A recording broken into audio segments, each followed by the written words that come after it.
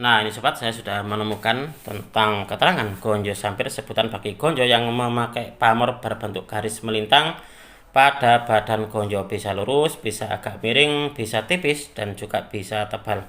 Oleh sebagian orang, keris dengan gonjo sampir dipercayai memiliki tuah atau angsar yang dapat membuat pemiliknya dipercaya oleh atasannya untuk melaksanakan tugas-tugas khusus. Nah, ini adalah gambarnya dari pamor gonjo sampir.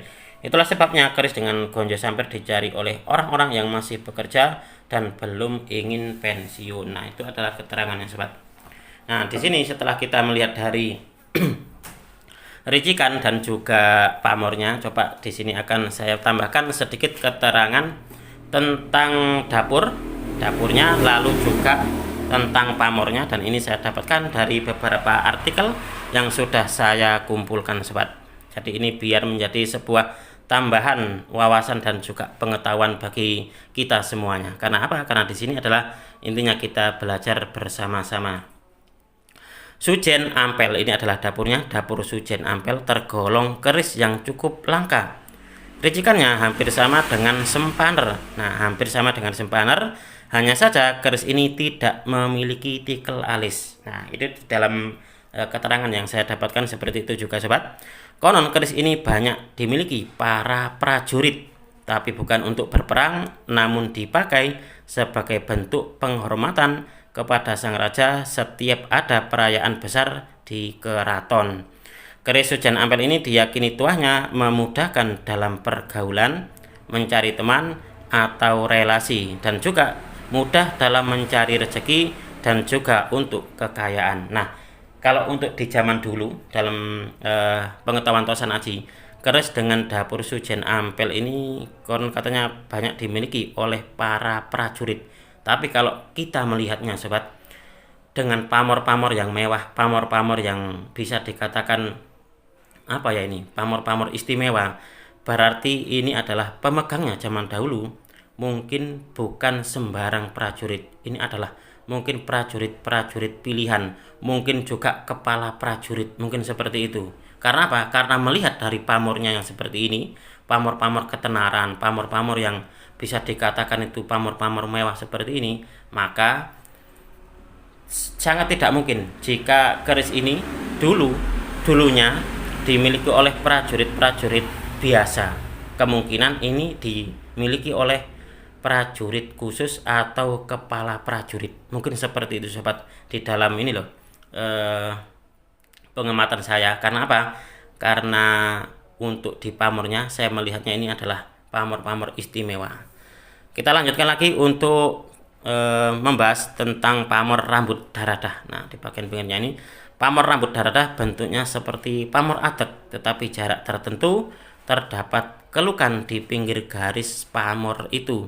Tergolong pamor miring, dan pamor ini diyakini tuahnya untuk sarana kepemimpinan dan kewibawaan yang tinggi. Nah, itu, sobat, mungkin ini adalah dulu kemungkinan adalah miliknya para petinggi dari prajurit, mungkin seperti itu. Nah, lanjut lagi untuk di pamor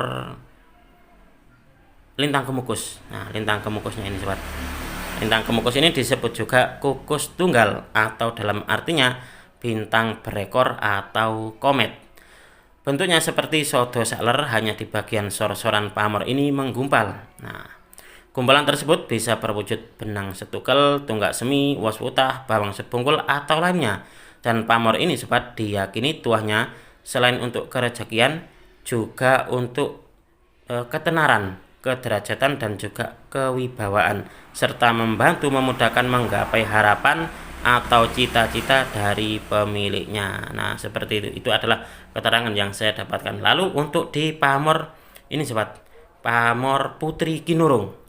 Nah, pamor Putri Kinurung diartikan seorang putri yang dipingit atau dikurung. Bentuknya seperti sebuah danau dengan pulau-pulau kecil di tengahnya. Nah, seperti ini. Letaknya di bagian sor-soran keris, dan tuahnya ini dipercaya memudahkan mencari rezeki dan mencegah sifat boros. Selain itu juga baik buat Anda yang ingin mengharumkan nama baik karena sifatnya yang menjaga. Juga bisa menjauhkan diri dan keluarga dari sambikolo atau mara bahaya. Pesan dari sang empu dalam pamor Putri Kinurung adalah dalam berbuat dan beramal baik tidak perlu digembar-gemborkan karena pasti kebaikan tersebut akan tersebar harum dengan sendirinya meskipun itu ditutup-tutupi. Nah, seperti itu sobat.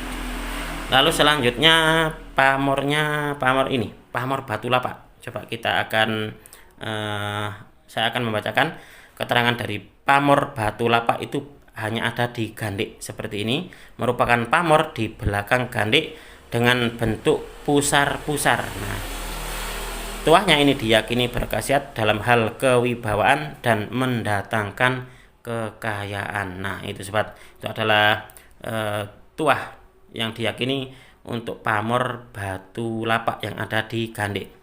Lalu selanjutnya tentang pamor sampir sobat. Nah, ini pamor sampir sebutan bagi gonjo yang memakai pamor berbentuk garis melintang pada badan gonjo. Nah, garis melintang bisa lurus, bisa agak miring, bisa tipis, dan juga bisa tebal.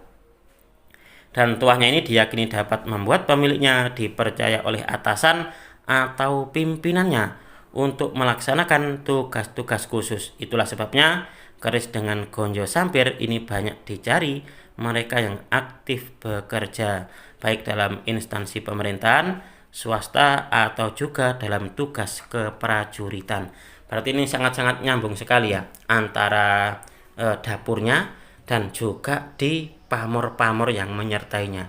Ini sangat-sangat luar biasa. Itulah kenapa saya menyebut keris ini adalah keris yang sangat istimewa. Keris ini berkelas pusaka piandel kalau untuk saya. Tapi bagi panjenengan jika ada yang berpendapat lain tentang baik itu dapurnya ataupun juga pamornya, silakan. Karena apa? Karena di sini kita intinya belajar bersama-sama, kita sharing-sharing bersama di sini sobat.